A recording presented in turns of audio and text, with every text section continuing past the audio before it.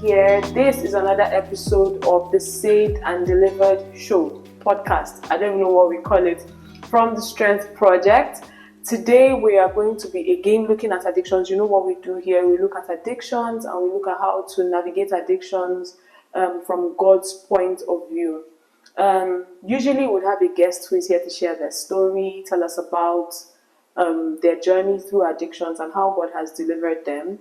But today, I have a guest with me who is doing something a bit different. She is going to be talking to us from a professional point of view, being a clinical psychologist herself. And I believe that we're going to have a marvelous time just learning and growing, and even learning how we can help those who are around us who may be suffering with addiction issues. She's my namesake. Her name is Deborah Ogbonlaiye. She is a clinical psychologist, a believer, a woman of God, right? And she is very interested in mental health, wholeness, especially amongst young people.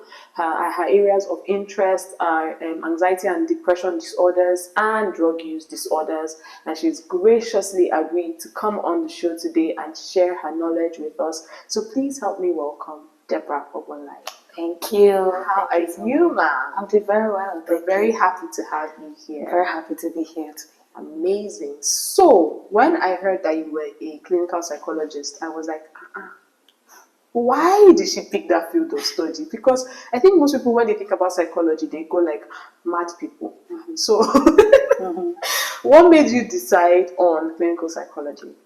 No. My journey to clinical psychology is a very, very funny one. As the name comes, psychology is very funny. So I think right from when I was quite young, when they asked, what do you want to be? This one doctor, this one lawyer. For the first time I was asked, and I said I wanted to be a psychiatric doctor.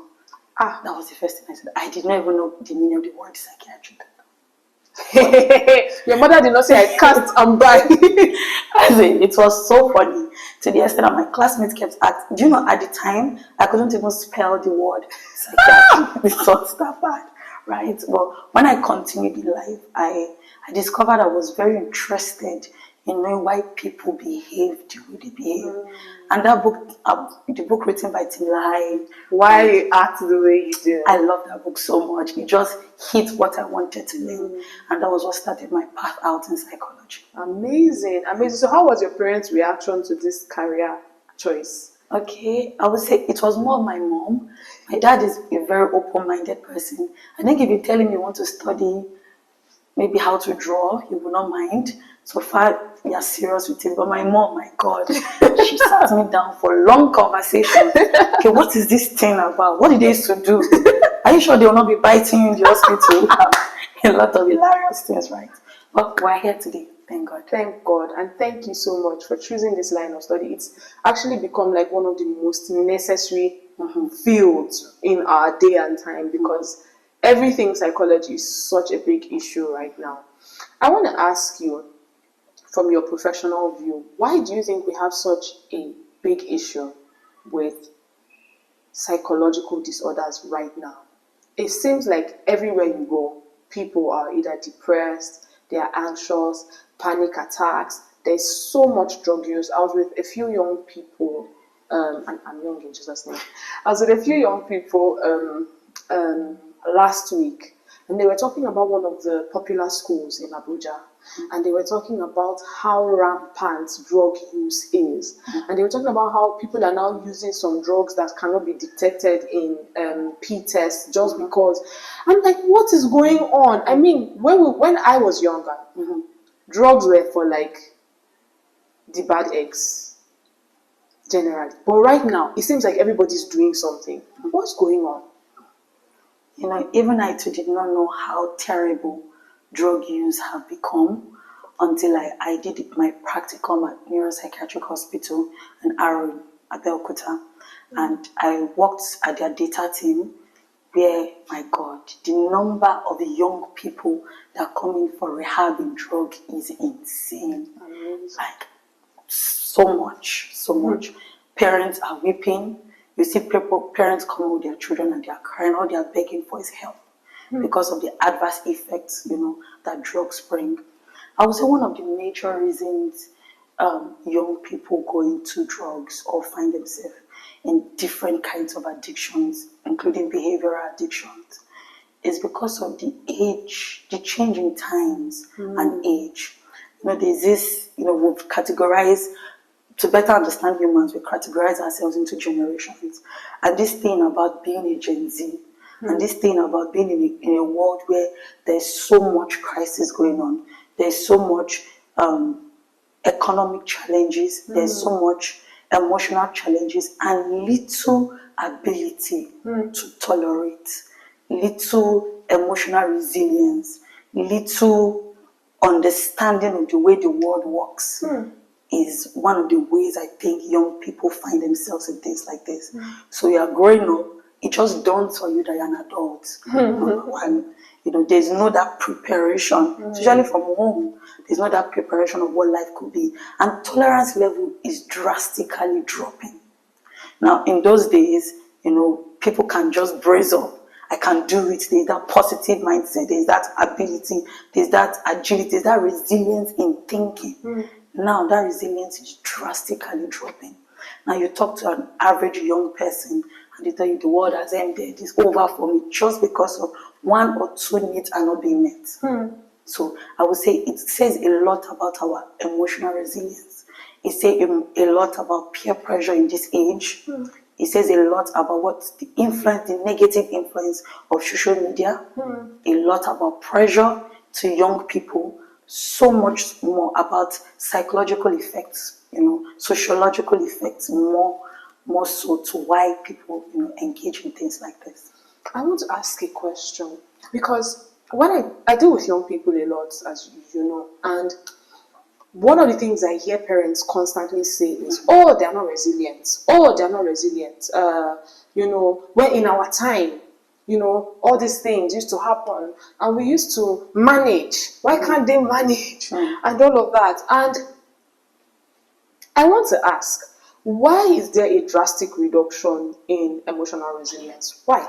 Because the child was born, they were born into a world, they didn't program themselves not to be emotionally resilient. So why is there this issue of lack of emotional resilience? And what can parents do?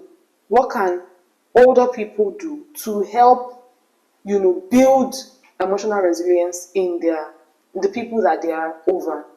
Because if you ask me, it's not the young people's fault that they are not emotionally resilient. Every muscle has to be built. So if there is an emotional resilience muscle that is not being developed, why is it not being developed? And how do we change the dynamics there? Thank you for this question. Every societal problem first starts with the unit of family. And family has a long way to go. Now, if you look at the dynamics of family, it's drastically changing. Now, even if we don't always talk about it in Africa, especially in Nigeria, there's a lot of broken homes. That's one of the major effects or cause of this lack of emotional resilience. Number one, the dynamics of the home.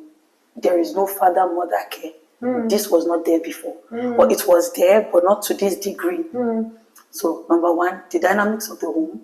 Number two, the lack of parental involvement in the lives of their children.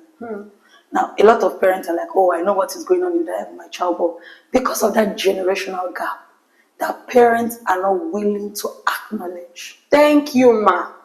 That is the whole. I was talking with some parents where in a setting, and I was saying something on generational gap, and all hell was let loose, and they were like, "You people keep saying Gen Z. There's nothing that is new under the surface of the earth. We've gone through it before. It has happened to us before." This is what they usually say. Yeah. So they are not willing to acknowledge that there's something called generational gap. And this is what is causing, not physical, but emotional rifts between parents and children. And when there's an emotional rift, when there is no adult to bridge that gap for a child, the child grows just within their peers, and they don't learn that rigidity, that resilience in their mind. They don't get to have it. Because till you're taught, you can't learn it. So true. You can't learn it. And that there's a rift now. For families that are whole, Yeah. there may be that rift, that lack of understanding. And for families that are broken, makes it all the more worse. Yes. And then we have these cases where families live together, but it's a broken home because there's so much conflict between the father and the mother. There's so much, I also want to just throw this in there. Parents, your children are not your emotional support. Because I find that a lot. Oh, we're going through things in the family, and then the mom is talking to the son or to the daughter, and they don't know that they are affecting those children's ability to cope with life because they haven't reached the stage of life where they are able to cope with the information that you're giving them. And so you're just throwing this child into the deep end of the pool without any training in the shallow end. And so that, of course, affects how they think, and then you find children now using substance or engaging in some behaviors or even having certain psychological issues with, anxiety disorders, with panic attacks, just because they've been overburdened emotionally by the situation of their parents' marriage. So I think that what we're saying here is parents have a lot of parts to play. The adults in society have a huge part to play in dealing with addictions and stuff when it comes to their kids. I want to ask you this question. Now, young people, it's almost becoming normalized. Drug use is almost becoming normalized. And one of the things I hear a lot is weed is not a drug. It's just for calming down.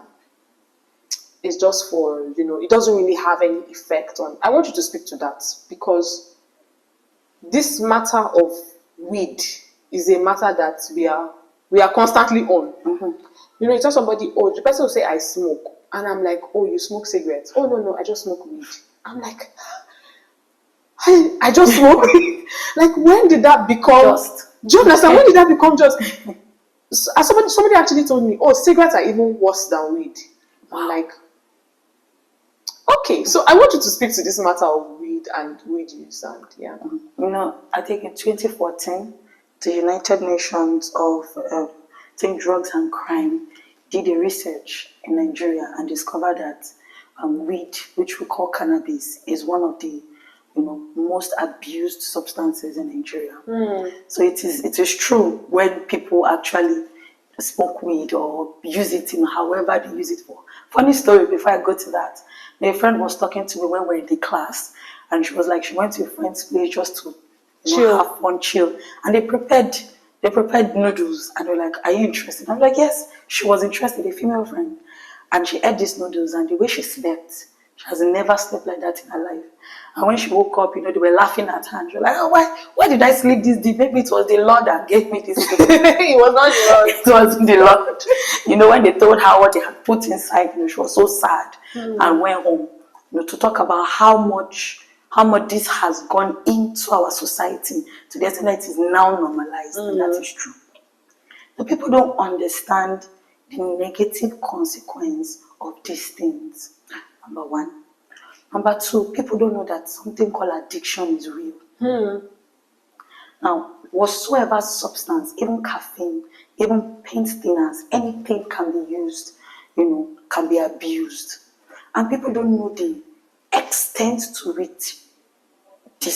which addiction is a problem. And I think because of that lack of knowledge, they tend to, indulge in whatsoever they want to indulge in. Now, I won't say one is better than one or one is worse than one. I would just say either of these substances can lead to addiction. And addiction is terrible.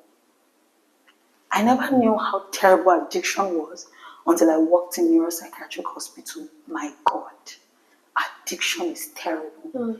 And if you look at our treatment plan, relapse is now part of it. Now, there's no how well or how much you're being treated. It's now part of the treatment that you might, or there's almost a 99% assurance that you will relapse. Wow. And this is terrible. We call it a menace in society now, this thing of addiction. Yeah. It is, for lack of better word, it's demonic for me. That's what I will say. Yeah. It is heavily demonic.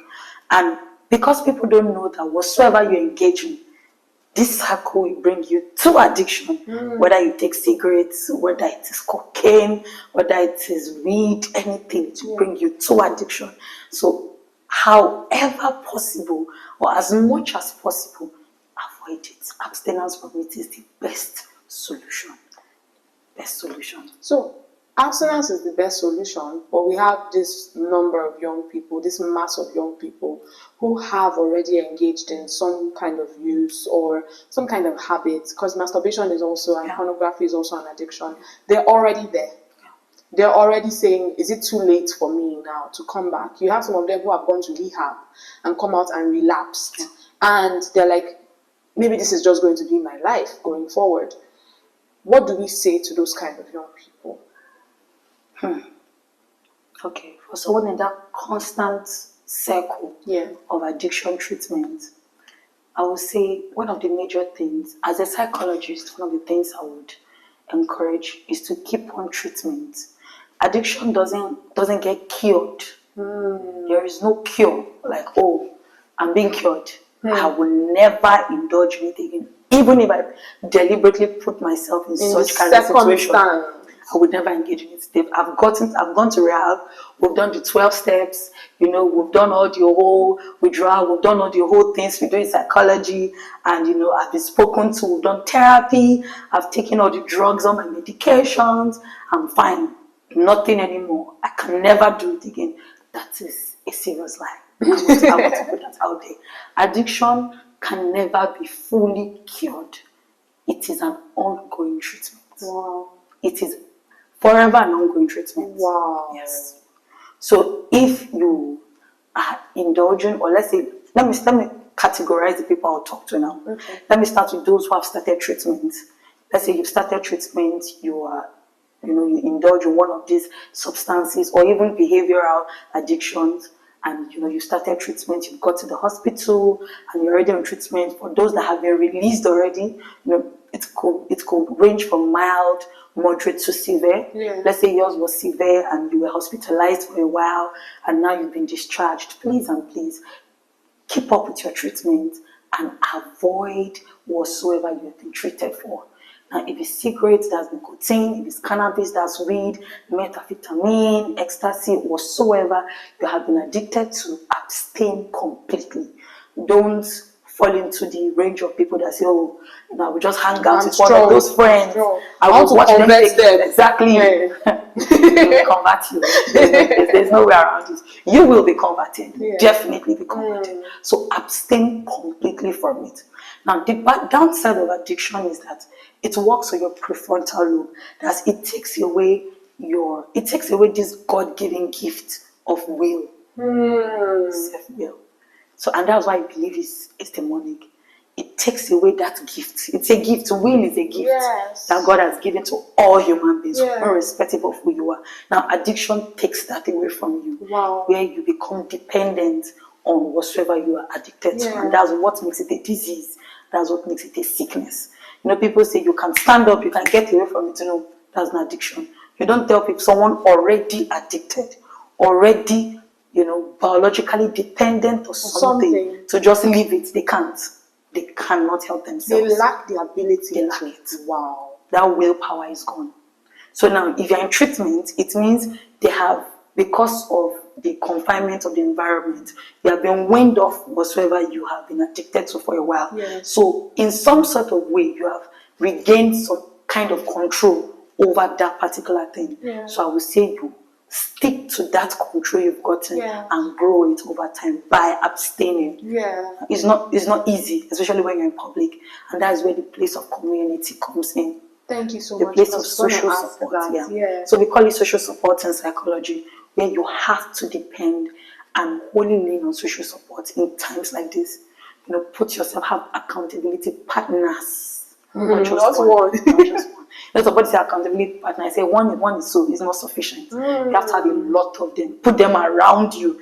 Be surrounded, be guarded. Let them be like a garrison around your life, where you turn left, somebody's there. You turn right, somebody's there. So that, for example, you're in school, you have one in school, you have 2 or 3 in school. You submit to your lecturers. Let them know that this is, or those that that are saying enough. Yes, because That one's today. So you submit to those that are sane enough. Yeah. You have them in church. If you're a religious person, submit to someone. You have them at home.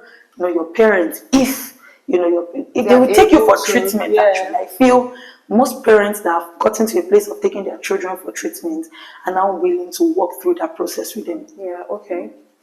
Are willing to. But those that we had a case like that in the hospital where the father wanted to, the mother didn't want to. What will society say? My child is in a psychiatric hospital. That's one of the questions I have for you. That one is in another place, But one parent, is ready to walk through that journey with you, submit to them.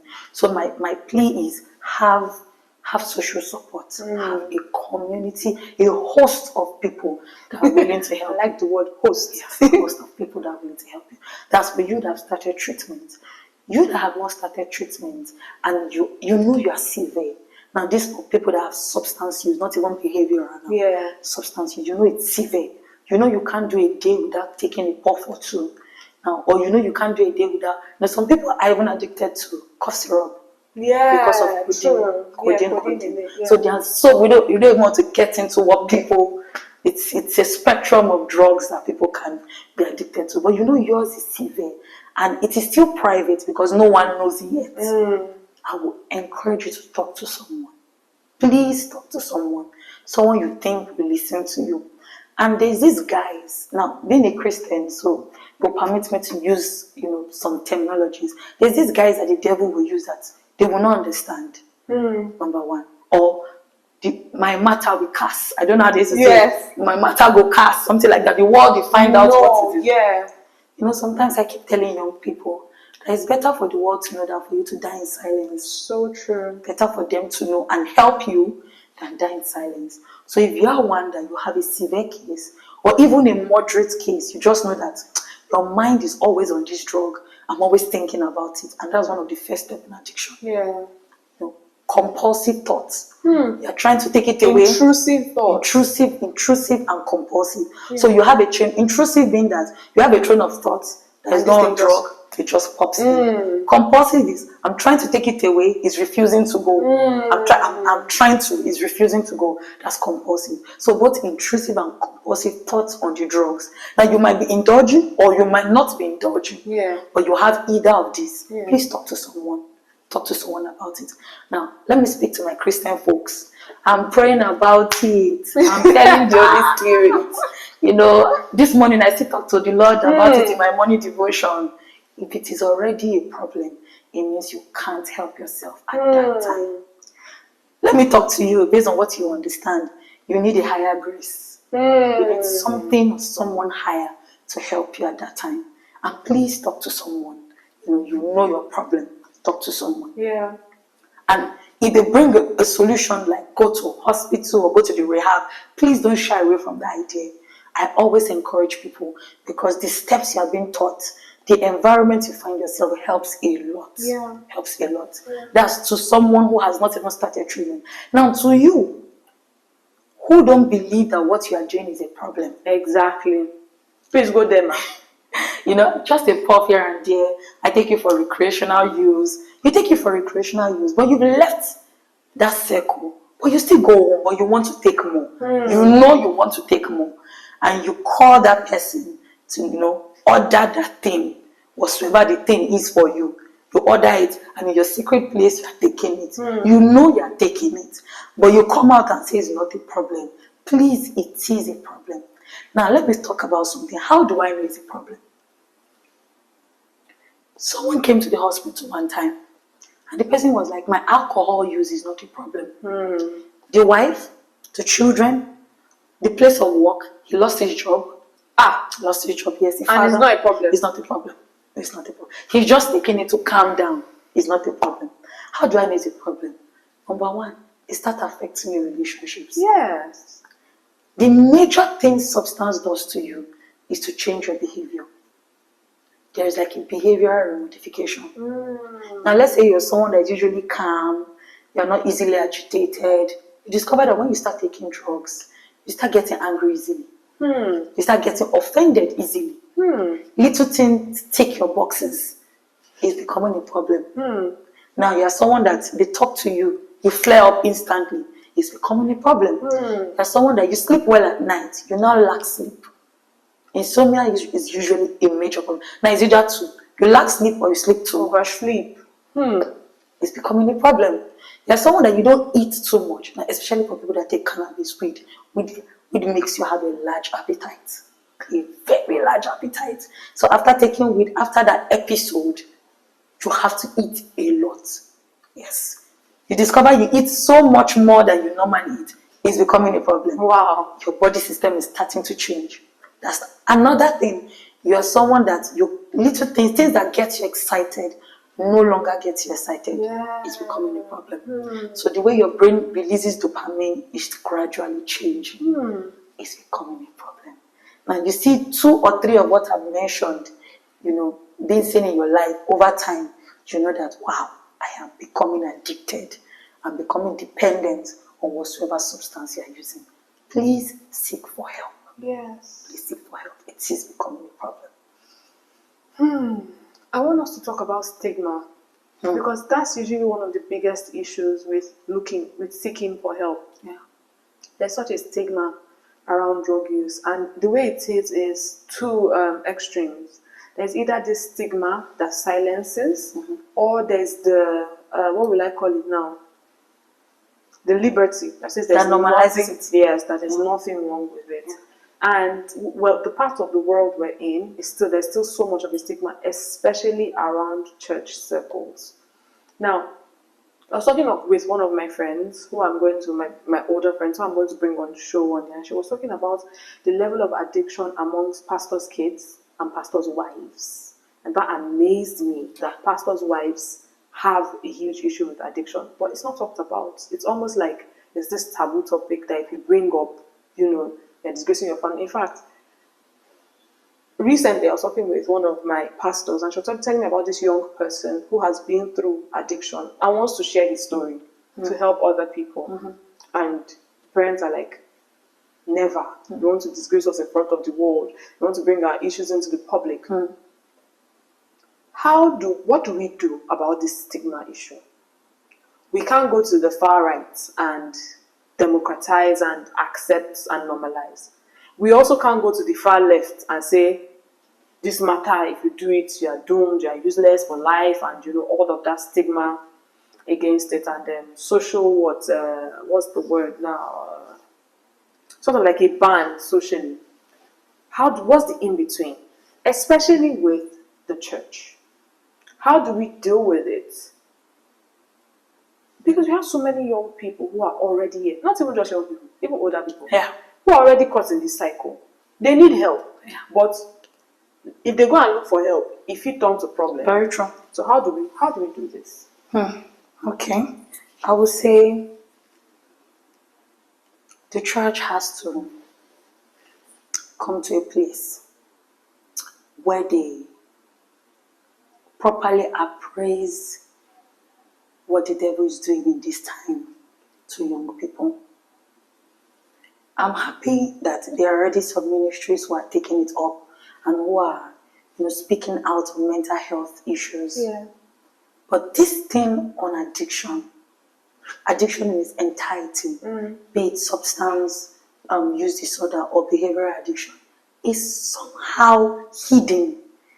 Is somehow spoken with a cover. Yeah. It's somehow discussed, but yet not discussed. True. It's somehow you just find a way to navigate around it, but not hit it on the point. I say whatsoever is done in secret, sin thrives, in secrecy. Yes. And because we don't want to open that cloak, the cankerworm will continue to persist. And a lot of, I don't want to just use that word, I don't want to generalize, but there are some pastors out there who don't want to believe that their children can ever indulge. They stay in denial. Yeah. Consistent, perpetual denial of what is going on. And this is terrible. Yeah. This is terrible. As the little I can do, even in my own church, in my own ministry, I find myself, I always speak up on mental health issues. Mental health issues, even as little as depression, I'm just using the word little because of the way depression has been said. They don't even want to talk about it. They're like, why will you be sad? The joy of the Lord is your strength. Smile always, rejoice evermore. And they just, use that cloth to cover it. And not wanting to acknowledge that people are dying and committing suicide because of these things that we're discussing. So one of the things I will say is for them to normalize it, talk on mental health in church. And we young people, for us to try as much as possible not to keep short, not to silence our voices. As much as the older ones don't want to talk about it, we should always be forthcoming about it. And I'm so grateful for a platform like this. This kind of platform is normalizing it, making young people talk about it, like forcing us to confront what we don't want to confront, but yet is a menace to our society. So number one, normalize talking about it. When we started, I talked about this thing on generational gap. And I said the older ones not wanting to acknowledge the generational gap. Now, apart from this generational gap, there are also new and better invented things that the devil is bringing on these things on addiction. Tell me about it. Apart from cannabis, even this weed, you won't believe it that people are addicted to. I was speaking to a young lady, and she told me what she was addicted on. The substance she was addicted on was on Sockaway. Now there's this Sockaway close to her house. You heard it. So she just goes to open it and take a whiff of it and close it. And she's high. If this is not demonic, I don't know what to call it. So that why you going to go smell? Oh my God. And this lady is a choir. She's a choir member in the church. And she comes to church and she smiles and people don't know she's there. She literally, we talked about intrusive and compulsive thoughts. She has this thought. She leaves her house, come out of her house, go to the back, opens it up, the chamber, perceive it, close it, and goes to her room again. That's terrible. Why though? What's in the smell from the Sockaway that gets people addicted? Because the smell is so conk, the level of concentration of that smell has a way of producing some chemicals in your brain that brings you this euphoria that you want to feel. Yes. So that concentration has a way of just knocking your brain off and just releasing, some neuroreceptors that just makes you enter that euphoric state. Wow. So that's what they are going for. So it's terrible with the kind of inventions, terrible inventions that you won't even imagine are coming out. Even paint. People go to paint. So that means like some of these things have chemical compounds in them that are not supposed to be used by humans. I think that's why when you paint your house, you're supposed to air it and all of that because they're harmful to the human body. But then people have now become dependent on those chemicals too. And it's funny how they even know to do that. It's amazing how they know to do that. Even things like caffeine, Nescafe, the rest have been abused over time, for things like this. So for churches, I would say number one, to normalize the talk on this. Have conversations around it. Have a lot of conversations on number one. Number two, I would say for the church leaders to be open-minded. Open-minded. This judgmental Christianity is getting us nowhere. Getting us nowhere.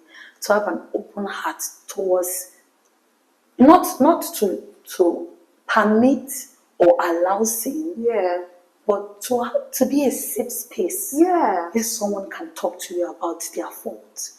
The Bible says we should confess our faults one to another. How can we do this if the space is not safe? If condemnation is the order of the day, which we see. So to have an open mind. So the Bible said not to be ignorant of the devices of the enemy.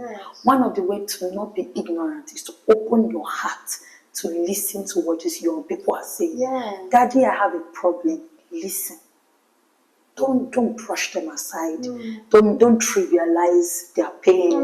Don't invalidate their feelings.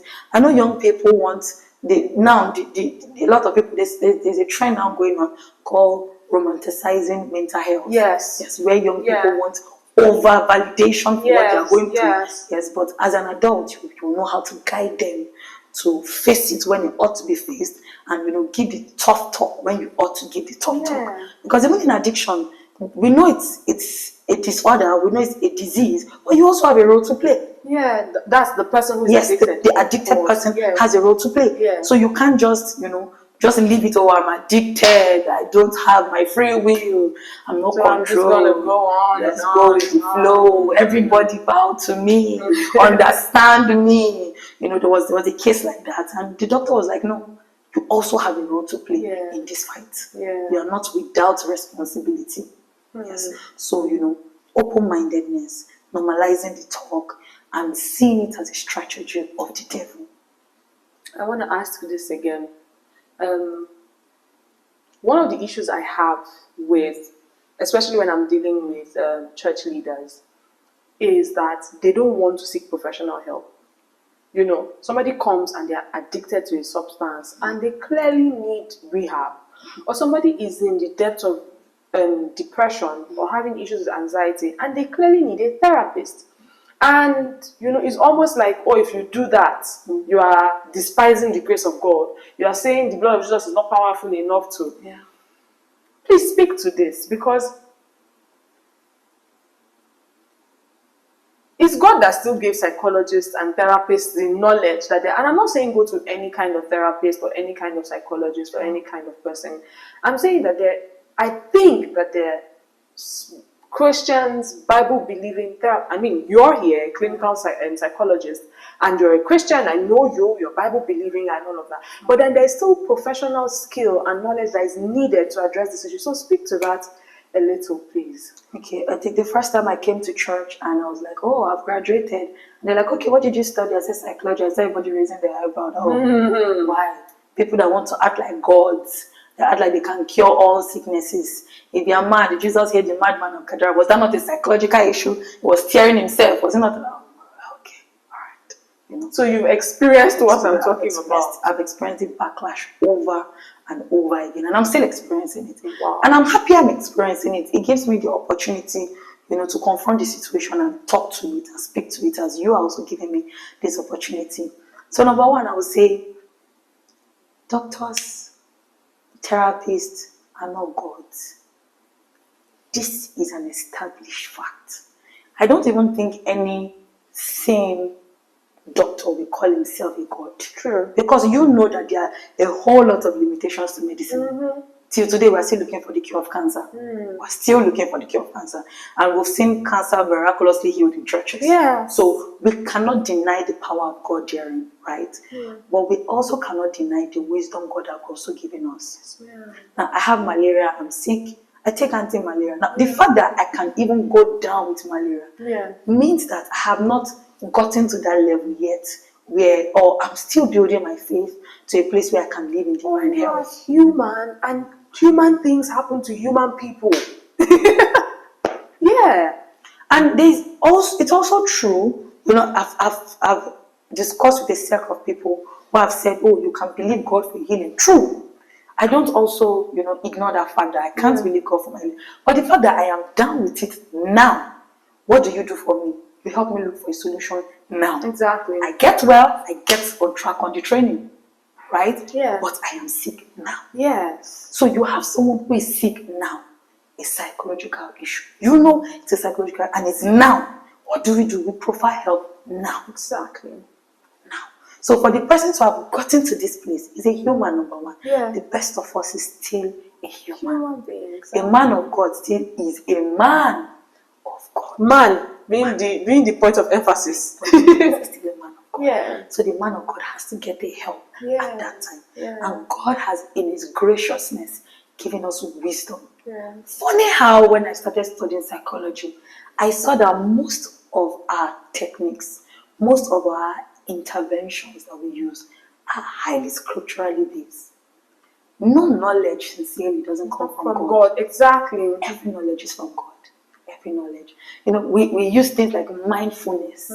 Mindfulness is one of our serious tools in positive psychology. Mindfulness is from the scripture. Exactly. The Bible has told us to always put forward positive thoughts. Think on these things. Philippians 4:8. That's mindfulness. Yeah. That's so mindfulness. So a lot of the techniques we use are not antichrist in nature, as a lot of church leaders try to paint it. Yeah. Even the 12 steps on recovery on alcohol has God factor in it. Wow. They tell you whatsoever, they acknowledge that even in your addiction level, You can't come out of it without a higher power. Wow. It's an acknowledgement of that. So they know that psychology is not a bad thing.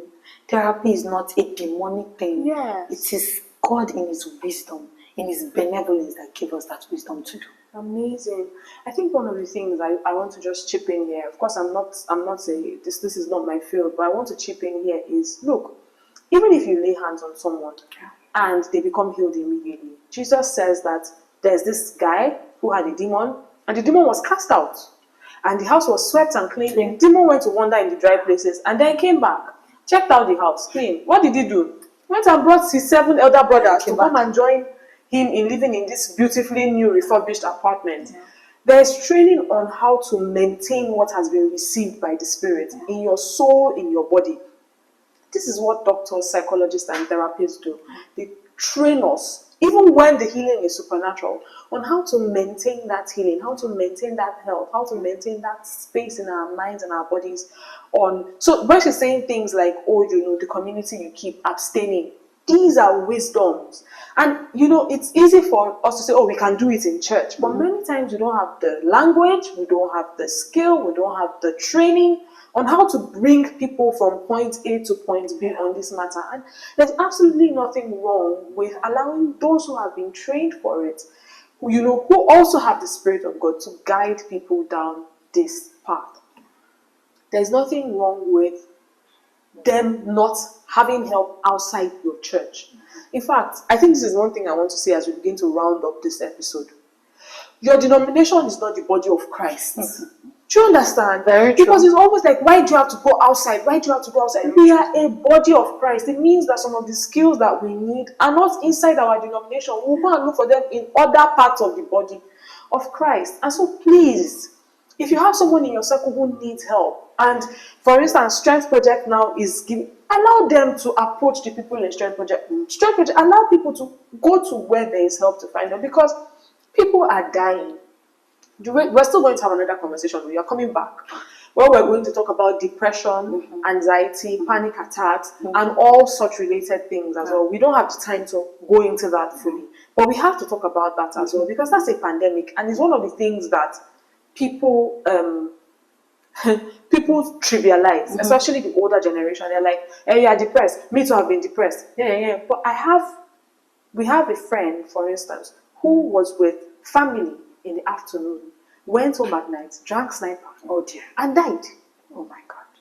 And I have cases of people who hung themselves in their parents' house. And you're telling me this depression, we've all gone through it. We've not all gone through it, because me that is sitting here, nothing has ever happened to me in my life. I've never felt like, let me just, dying is a better...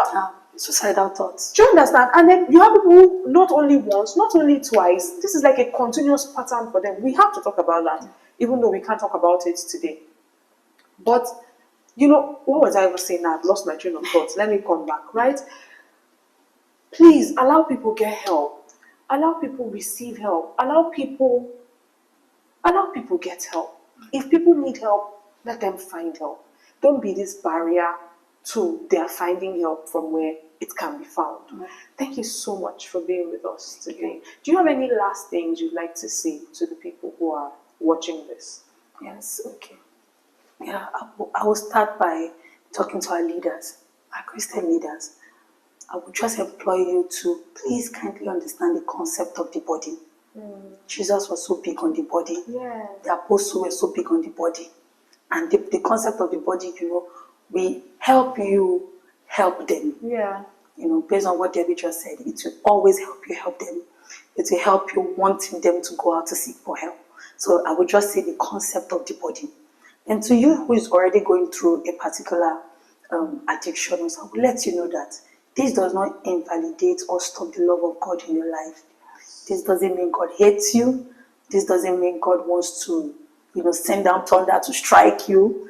And I know you would have said some things like, God, if I indulge in this one more time, strike me down. Especially if you are, a religious person, per se. You are someone that goes to church a lot, you would have hated that behavior, that character. I will tell you one thing, God will not strike you. God will not kill you. He wants you to seek for help. Yeah. He wants you to go out to seek for help. He wants you to seek for help from people that can help you. And you would think that whatever you are going through is not yet a problem. I'm speaking to you. Yes, you. Please still seek for that help. Engaging or indulging in a particular behavior that is not clean, an unclean thing. I call them, I put them under a category, and I call them the unclean thing. The Bible says, touch not the unclean thing. Yeah. So you that is touching, you might not hold it, but you touch it today, you touch it next tomorrow, you touch it next week, you touch it 2 weeks after.